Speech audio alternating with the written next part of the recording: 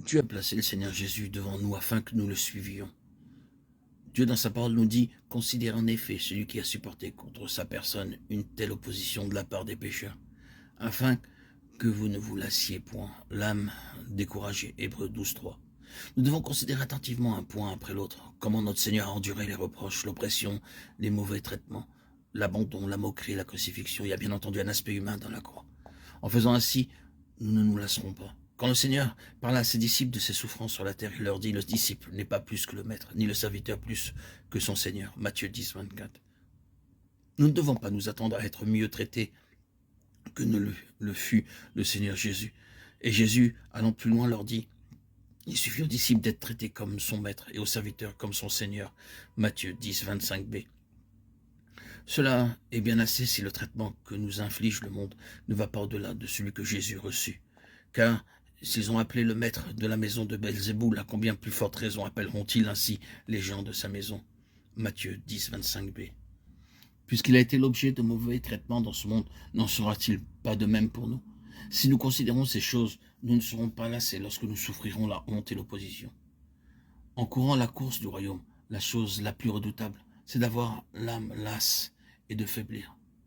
L'âme est cette partie de notre être qui comprend les sentiments, l'intelligence et la volonté. Quand l'âme se lasse et faiblit, elle perd sa force. Sa volonté perd de sa vitalité, ses sentiments se refroidissent et son intelligence se paralyse. Les choses n'ont plus de subsistance. Nous laissons aller la dérive et la question de la couronne à venir est remise entre les mains du destin. Une des grandes tentations dans la course, c'est de nous relâcher, de ne plus courir avec ardeur pour emporter la céleste couronne. C'est comme si des forces se coalisaient pour s'opposer à l'endurance du coureur.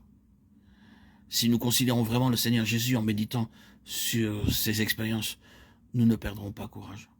Rappelons-nous ce qui fut déclaré au sujet de Gédéon et de ses 300 hommes, fatigués, mais poursuivant toujours. Juge 8:4. Quoique fatigués, nous devons malgré tout courir. Puissons-nous être des coureurs qui iront jusqu'au bout de la course. Même si pendant la course nous sommes blessés en ayant souffert de la part des hommes, l'opposition, l'incompréhension et le rejet, nous devons fortifier notre esprit à persévérer en courant pour le Seigneur Jésus. Dans une course, quel est celui des coureurs que les hommes applaudiront le plus? Ne sera-ce pas celui qui, ayant été blessé, poursuivra sa course jusqu'à ce qu'il remporte le premier prix? C'est pourquoi, que nous soyons blessés, souffrants ou paraissant être battus, cela ne doit pas être un problème. Il est encore temps pour nous de nous relever et de courir. Souvenons-nous que rien n'est décidé tant que nous sommes sur la route. Ce n'est qu'à la fin de la course que le verdict sera prononcé. Ainsi donc, ne déclarons pas forfait pour quelque raison que ce soit. Ne nous lassons pas et ne soyons pas défaillants.